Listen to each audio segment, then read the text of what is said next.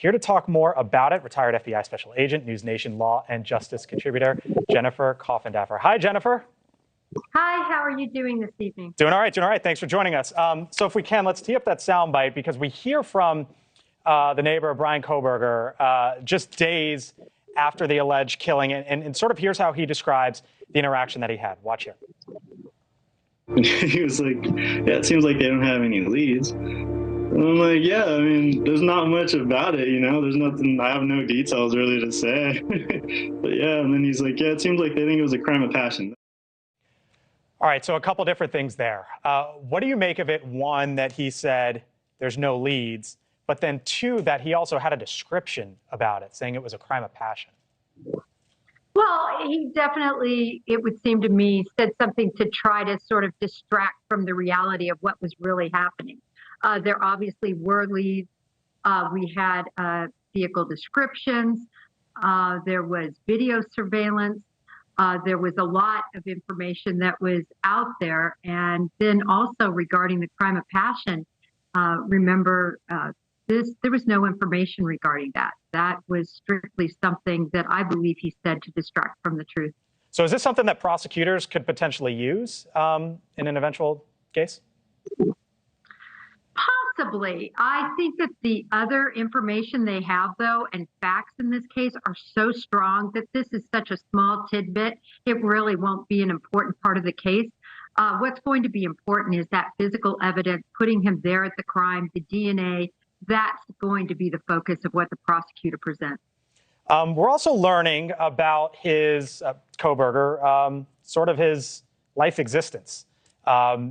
Sources telling NewsNation about the jail that he's in one of 17 people there. He's not allowed to interact with the other inmates, but he is allowed to sit with others. What do you make of it, sort of his situation there inside the jail right now? Well, he has a pretty good situation, all things being considered. He has a tablet he can use. He can have outside communication. He apparently, according to reporting, has his own television. And yeah, what is that all about? When I read that, I was like, what?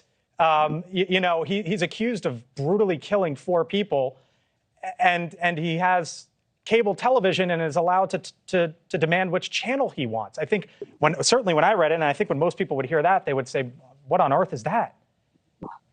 Well, this shouldn't be too surprising, at least for those that are in law enforcement. Anytime I went and visited a jail, even prisons, they have cable, and they do it for distraction. They do it for entertainment of the inmates. I know originally when I first went to prison and found that out, I myself was appalled.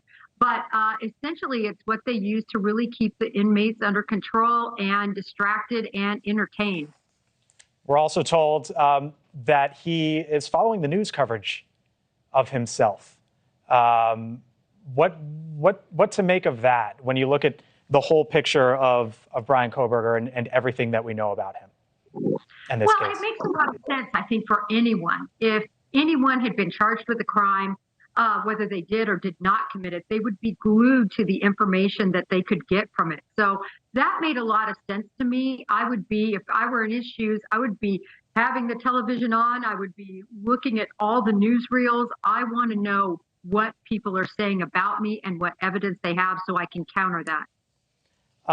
We're also learning that he hasn't really sought out any sort of mental health services or help that's there. What do you make of Brian Kohberger sort of keeping sort of any sort of mental health at arm's length? Well, 2 things. First, maybe he truly doesn't feel like there is anything wrong with him. We know from his previous writings that it would appear he does have some issues, visual snow and other issues he's discussed. So from that standpoint, it's a little surprising. Secondarily, he probably knows, being a criminology PhD, that in Idaho, there is no excuse under the law regarding your mental status except for to help with sentencing.